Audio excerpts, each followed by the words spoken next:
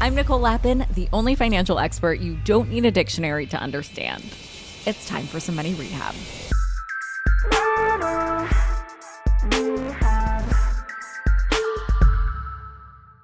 All right, let's catch you up with the big stories happening on Wall Street. And as per usual, the biggie is inflation. Last week, CPI numbers came out. These numbers are the government's official measure of inflation.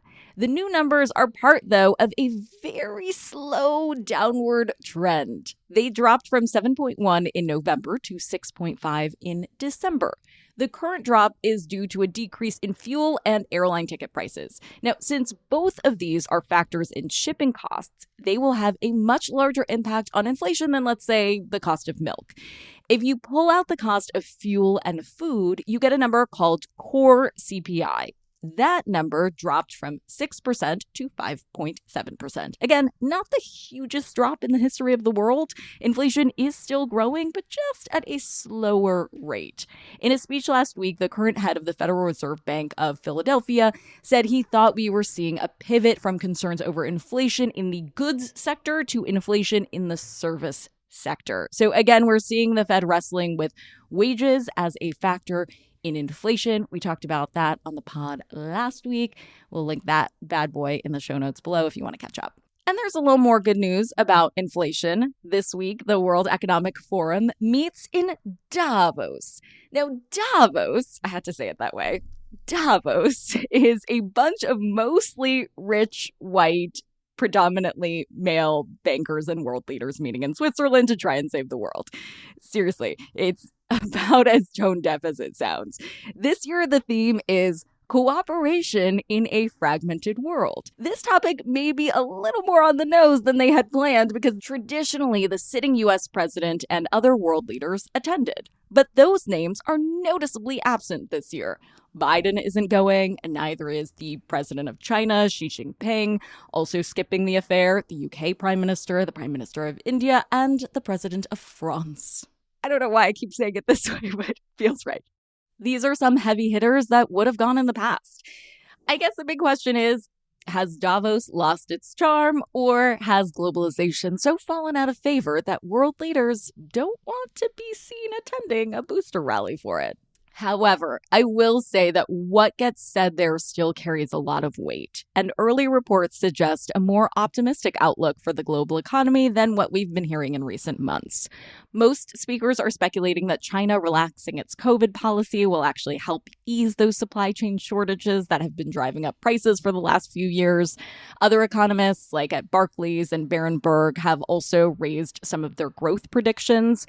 They've been projecting a possibility of a softer recession than some of the past numbers we've been looking at. And in other news that involves a rich white guy who claims to have our best interests at heart and is a fascinating dude to report on. Can you guess who I'm talking about?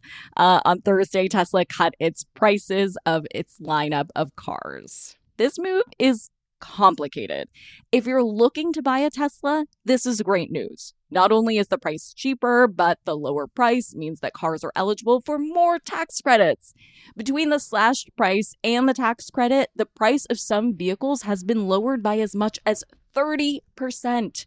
But if you just bought a Tesla, this move has got a sting.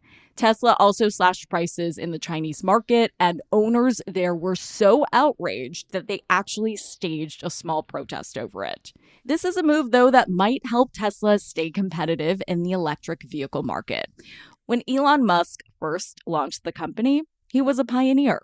That's no longer the case as EVs have become more mainstream. But while the EV market has evolved so much, Tesla's car lineup really hasn't. Cheaper prices might help them stay competitive in a more crowded field.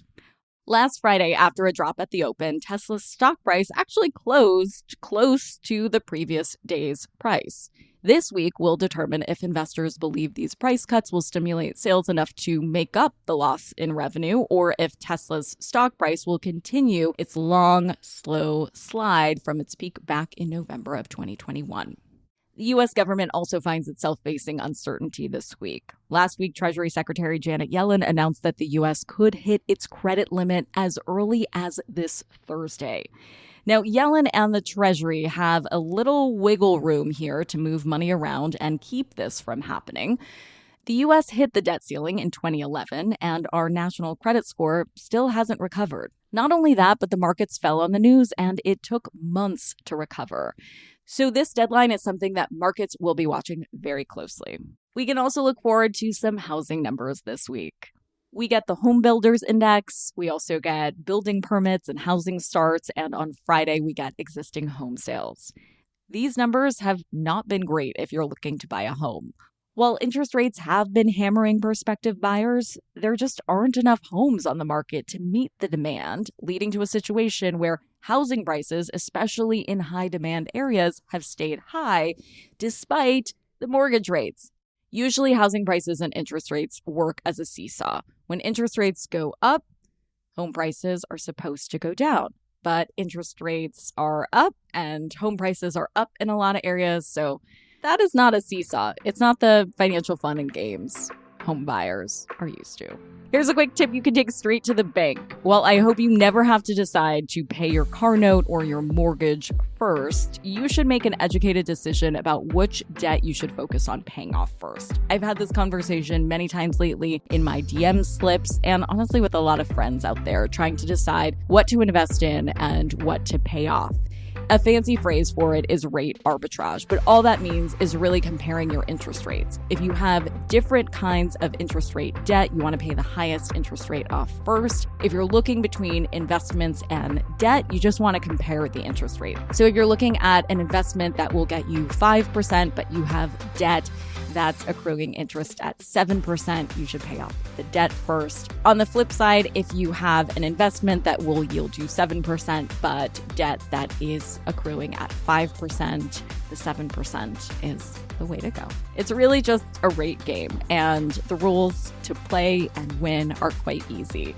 Compare, contrast, rinse, repeat. You're welcome. Money Rehab is a production of Money News Network. I'm your host, Nicole Lappin. Our executive producer is Morgan Lavoie. Do you need some money rehab? And let's be honest, we all do. So email us your money questions at moneyrehab@moneynewsnetwork.com to have your question answered on the show, or even have a one-on-one intervention with me. And follow us on Instagram at Money News and TikTok at Money News Network for exclusive video content. And lastly, thank you. Seriously, thank you for listening and investing in yourself, which is the most important investment you can make.